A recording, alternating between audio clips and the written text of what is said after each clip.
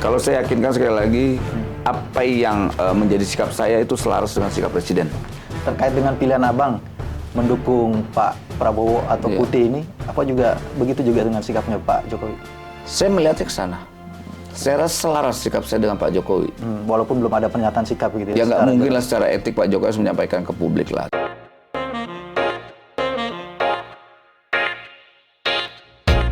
Ya, Abang kan tadi menyebut termasuk yang ikut aktif di 98 ya, reformasi begitu ya. Terus Abang juga tadi saya sempat singgung di awal termasuk yang tidak mendukung masa jabatan Presiden 3 periode. Iya. Alasannya apa, Bang?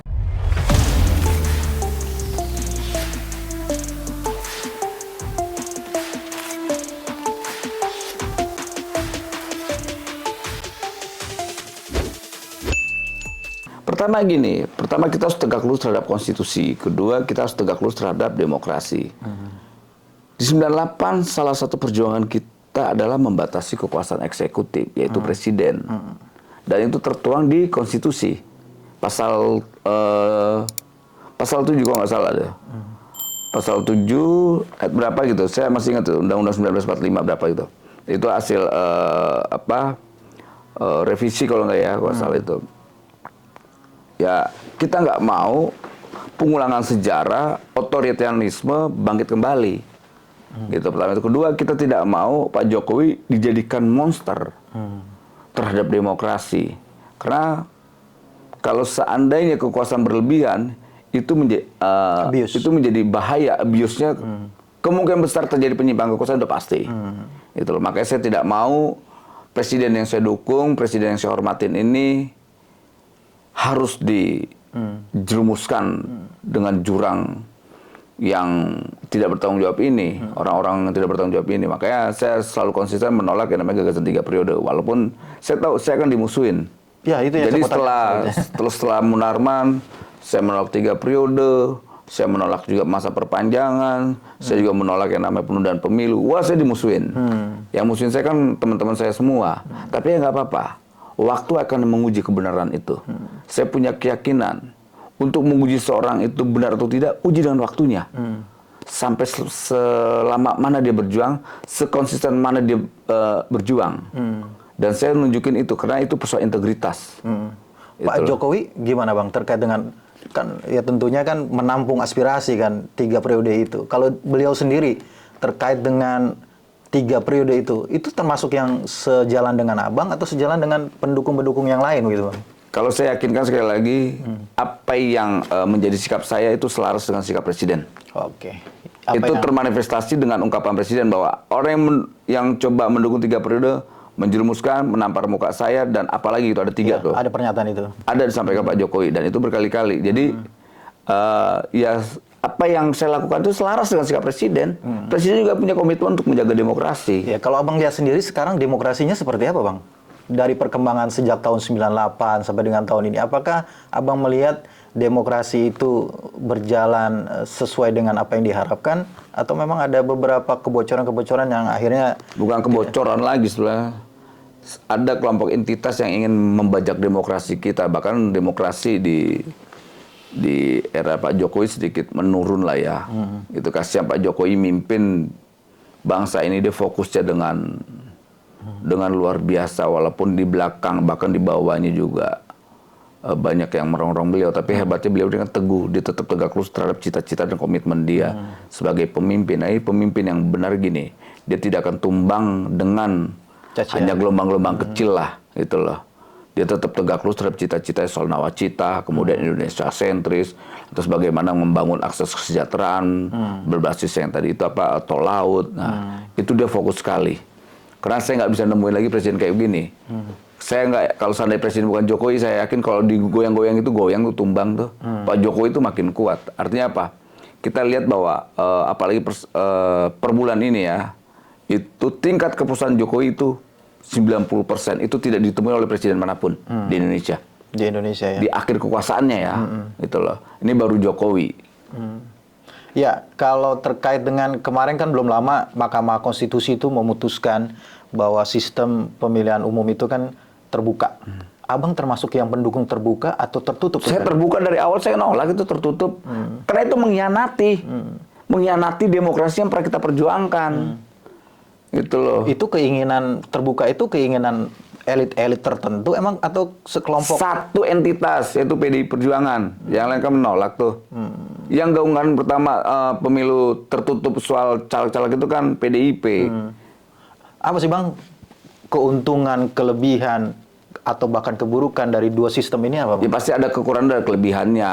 Tertutup ada kelebihannya, dan juga ada kekurangannya. Begitu juga ada terbuka. Tapi kan kita mau demokrasi kita tuh benar-benar terbuka, kita biar tahu gitu loh. Kita tidak mau lagi demokrasi kita seperti beli kucing dalam karung kayak gitu. Makanya saya memilih terbuka.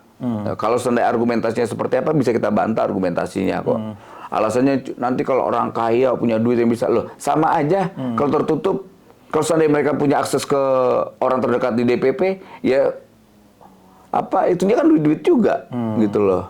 Dan kita mau demokrasi ini biar berkualitas, tongolin aja wajahnya. Siapa aja gitu calon-calon terbaik gitu. Nah, iya itu yang paling bagus gitu loh. Biar ngerasain capek dekat dengan rakyat.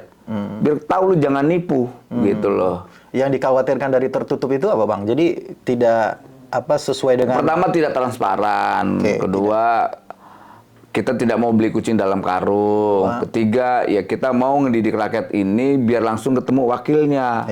Biar tidak seperti dulu waktu Orde Baru. Tidak nemuin kita wakil rakyat, yang ada wakil partai. Nah itu mau diulangi lagi dan kita tidak mau kita lawan. Gitu. Ya.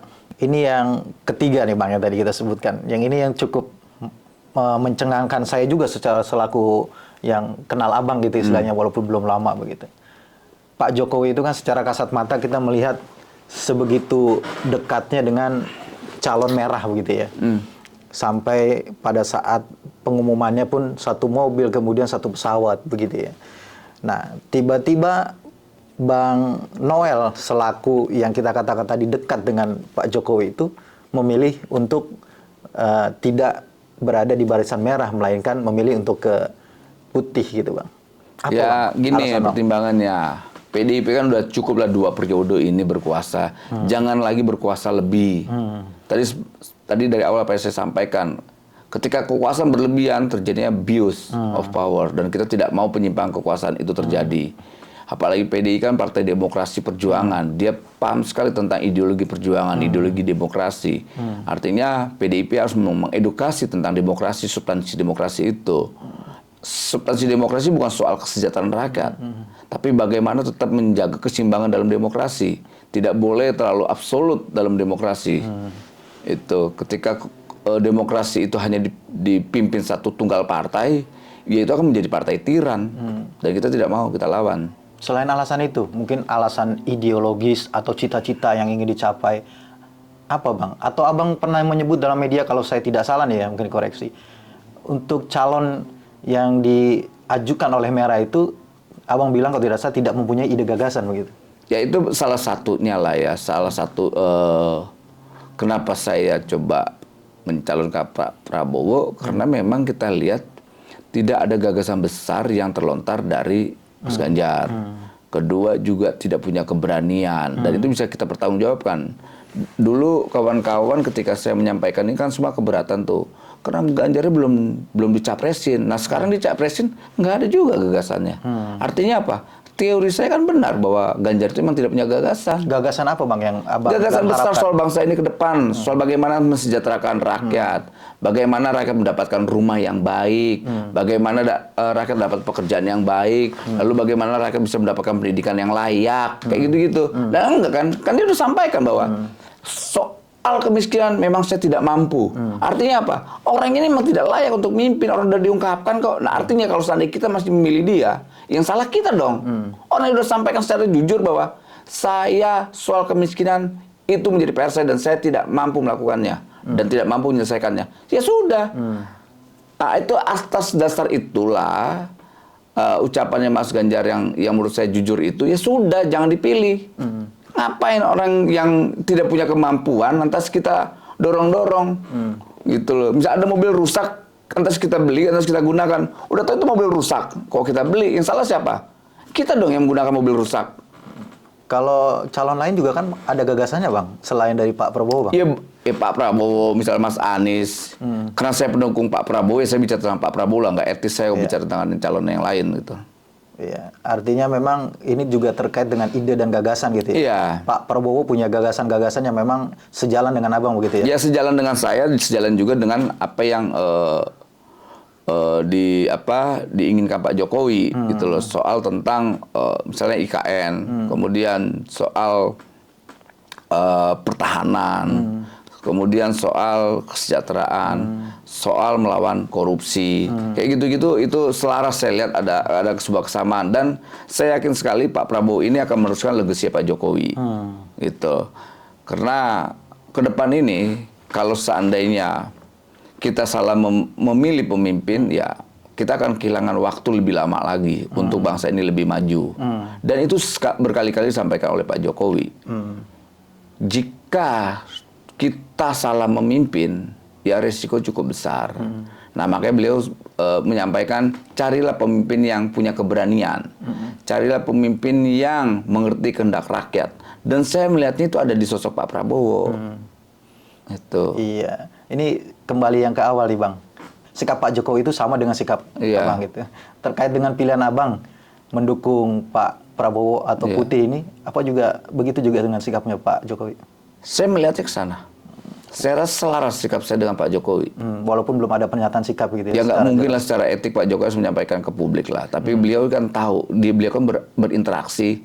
Beliau juga tahu track record. Kemudian dia tahu kebijakan-kebijakan. Ini orang ini kok nggak berani ngambil kebijakan, oh ini berani ya, gitu loh. Jadi ya Pak Jokowi itu punya standar lah, punya standar dan punya parameter tersendiri dalam mendukung kepemimpinan nasional. Ini kan bukan soal kekuasaan Pak Jokowi. Pak Jokowi ke depan itu bukan soal bicara tentang kekuasaan. Siapa yang bisa menjamin bangsa ini lebih baik ke depan? Itu. Nah ini kan gagasannya nggak ada, apanya nggak ada. Jadi mau dipilih yang mana? Dan itu kan disampaikan berkali-kali oleh Mas Ganjar bahwa saya tidak mampu soal bagaimana mengentaskan kemiskinan. Udah itu cukup. Mau ngapain lagi kita? Cukup itu bagi Abang ya? Iya, berarti orangnya tidak mampu. Sudah. Gitu. Ya, ini terakhir Bang, pertanyaan dari kita nih. Ini kan akan memasuki tahun politik ya. Ya. Panas sekali tahun politik ini. Di mana-mana selalu pengalaman kita dari tahun-tahun sebelumnya itu pasti ada konfrontasi lah, atau bahasa ininya saling berhadapan tuh antara pendukung ini gitu ya. Kita kan pengen di 2024 ini politik ini, demokrasi ini sehat gitu ya Bang ya. Bagaimana nasihat Abang lah buat kita nih ya, atau buat ya masyarakat? Gini, menghadapi 2024 kita belajar 2014, 2019 polarisasi itu kan keras sekali lah ya. Dan kita tahu itu tidak enak buat bangsa ini karena yang dikorbankan adalah demokrasi dan republik ini, bangsa ini. Nah, kalau seandainya demokrasi kita masih cabik-cabikan ya saya jujur aja ya kita punya tanggung jawab moral untuk bagaimana memberi pesan ke rakyat agar 2024 itu menghadapinya dengan cukup riang gembira lah. Persis apa yang disampaikan Pak Jokowi, persis apa yang disampaikan Pak Prabowo. Apalagi Pak Prabowo menyampaikan, udahlah siapapun nanti menjadi rival saya, itulah sahabat saya sendiri. Entah itu Mas Ganjar, entah itu Mas Anies. Makanya dia bilang, udah jangan nyebarkan kebencian, hoax dan sebagainya. Nah itu sikap kenegarawanan Pak Prabowo dalam menghadapi konsultasi 2024. Nah, tapi nggak kalah penting bicara tentang rekonsiliasi. Bangsa ini harus rekonsiliasi, nggak bisa nggak. Iya. Itu. Super terakhir Bang, bocoran dong. Udah ada calonnya belum sih, cawapresnya Pak Prabowo? Saya kan hanya fokus pada pilihan politik saya. Saya pendukung presiden, bukan pendukung wapres. Oke.